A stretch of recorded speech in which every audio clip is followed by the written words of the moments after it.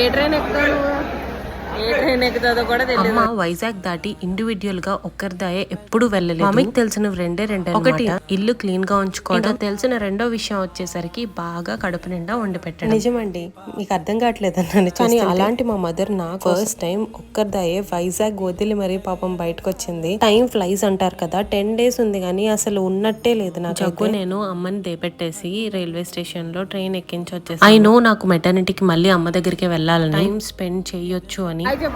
But I don't know why all of a sudden I couldn't control my emotions. All of a sudden I started crying. నువ్వుంటేనే నేను, నువ్వంటే నేను, అనుకోలేకపోతే ఏమైపోతాను.